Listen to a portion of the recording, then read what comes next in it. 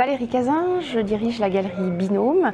Nous sommes à Paris Photo cette semaine en F14. C'est la 5e édition, je crois, pour la galerie à Paris Photo.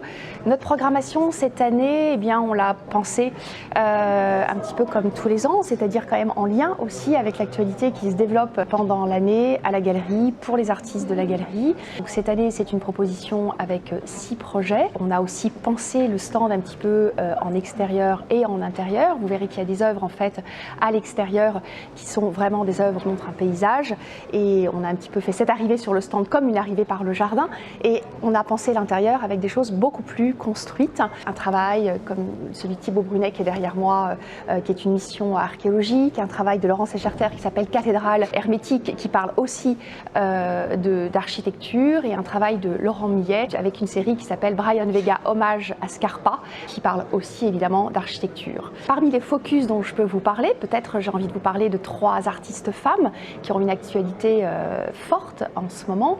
Je pense notamment à Lisa Sartorio. Lisa Sartorio, il y a une exposition Lisa Sartorio en même temps en ce moment à la galerie qui s'appelle En Rémanence, et nous avons choisi effectivement de sortir ces pièces sculpturales de l'exposition pour les apporter à Paris Photo. Lisa Sartorio, depuis quelques années, c'est vraiment une artiste en fait qui ne photographie plus elle-même. Elle a cette démarche assez radicale pour une artiste photographe quand même d'avoir pris la décision de cesser de photographier depuis quelques années. En revanche, elle retravaille à partir d'images existantes. La question en fait du statut de l'image, du pouvoir de l'image, réhabiliter ce statut de l'image est quelque chose d'extrêmement important pour elle, et c'est vraiment l'objet de cette série. Il y a aussi quelque chose de très singulier dans le travail de Lisa Sartorio, évidemment c'est la place de la main, la place du geste. Elle revient aussi à une pratique avec une place du geste, je pense, comme on peut trouver aussi dans des processus anciens, à travers la manipulation, que ce soit de la pellicule, de l'appareil, de la chimie. Là, c'est encore un autre type de geste, mais effectivement, il y a cette mise en volume de ces images qui sont en fait tirées sur des papiers japonais, qu'elle va chercher pour les qualités propres du papier. On est sur des fibres de kozo naturelles, des fibres très longues, qui permettent vraiment de sculpter, de modeler le tirage photographique en profondeur, et on voit comment elle arrive effectivement à développer ses œuvres complètement en volume. Dans ce travail-là, c'est d'abord une réflexion sur la mémoire du paysage, et plus exactement sur la mémoire des arbres. Elle est partie dans cette série à partir d'une archive d'images, de photographies de paysages, de lieux qui ont été des lieux de massacre collectif. J'ai à côté de moi une œuvre qui s'appelle Road of Bones. On est en Sibérie. Il y en a une autre qui s'appelle ici Rosewood. On est en Floride. Alors, autre focus avec le travail d'Anaïs Boudot, la série Les Oubliés, présentation exclusive pour Paris Photo, de ce travail inédit, et qui en fait s'est développé autour d'une collaboration, d'une carte blanche donnée par les éditeurs The Ice Publishing pour une collection en fait de livres qui met en dialogue des artistes historiques, en l'occurrence Brassailles et Picasso, et des artistes contemporains. Ce dialogue avait déjà été mené entre Brassailles et Picasso sur des plaques de verre. Elle a reçu cette carte blanche pour pouvoir, pour proposer aussi un dialogue avec effectivement ces 2 monstres de l'art contemporain. Elle est partie d'une archive de photographie, une archive personnelle. C'est aussi une artiste qui collectionne depuis des années des plaques de verre argentiques, qui sont à peu près entre les années 40, qu'elle n'avait jamais utilisées jusqu'ici, et cette carte blanche a été l'occasion pour elle de travailler à partir de cette collection. Donc nous sommes évidemment sur des plaques anciennes, des plaques de verre argentiques qui datent des années 20 aux années 40. Il y a tout un travail d'intervention vraiment au scalpel, vraiment dans la peau de la gélatine de l'image, avec des décollements, des découpages, etc. Et puis une intervention ensuite avec de la peinture dorée. Il y a un très beau texte de la conservatrice de la BNF, Héloïse Conesa, qui parle à propos de ce travail de redorer l'image dans tous les sens du terme, et je crois que c'est assez juste. Nous sommes ici devant le travail de Laurent Segerter avec une série qui s'appelle Cathédrale hermétique. Laurent Segerter, cette série a été présentée récemment. Elle a eu une très belle et magnifique exposition qui s'appelait Ici mieux qu'en face au musée du Petit Palais.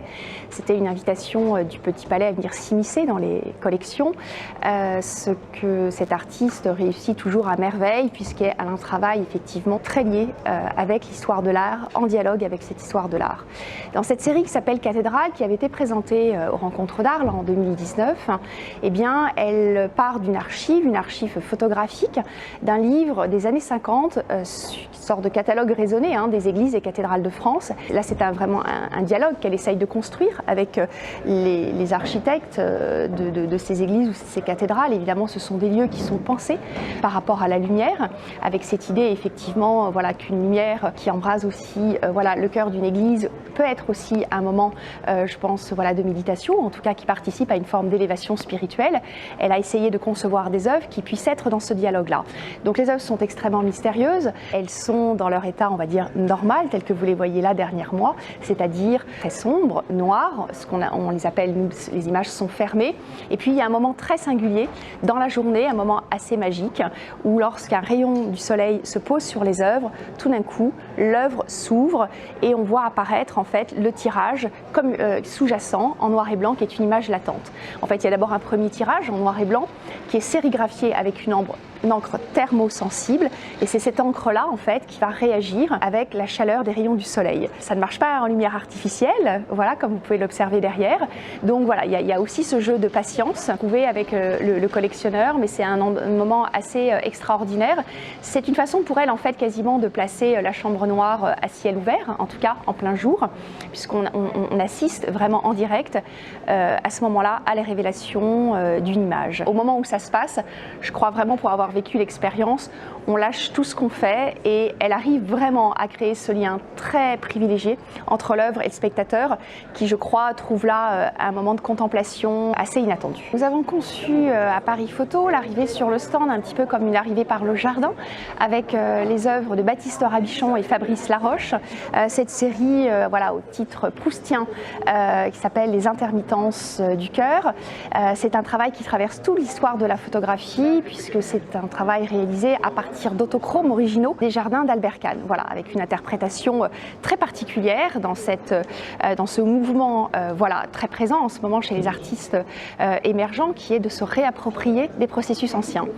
Baptiste Rabichon, c'est un artiste bien connu de Paris Photo, il est lauréat de la résidence BMW il y a quelques années, et donc j'ai grand plaisir pouvoir montrer ce dernier travail que nous avons aussi exposé cette année à la galerie au printemps dernier. Évidemment, ce mois de novembre traditionnellement est très riche pour la photographie à Paris, et il y a Paris Photo évidemment, mais pas simplement. Nous participons depuis quelques années à une foire qui est peut-être un petit peu aux antipodes de Paris Photo, en tout cas par son format. On est vraiment sur une boutique fair de 15 propositions, mais avec un propos extrêmement pointu et réfléchi tout au long de l'année sur la photographie contemporaine. Cette année, il y a 4 commissaires qui se sont penchés sur la programmation, et nous proposons cette année un solo show de Laurent Millet. Laurent Millet qui est aussi présenté sur notre stand ici, mais qui est aussi présenté avec d'autres séries en solo show à approche. Cette année également, nous participons pour la première fois, Photo Saint-Germain passe la Seine et arrive rive droite,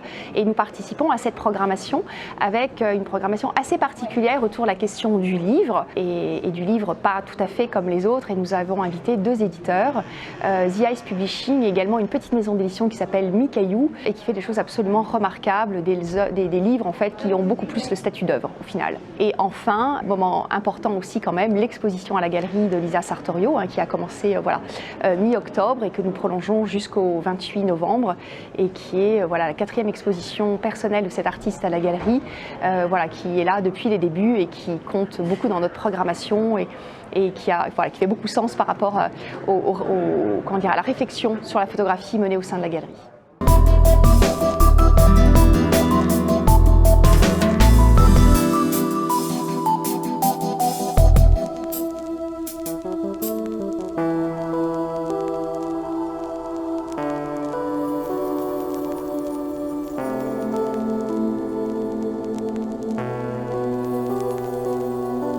Thank you.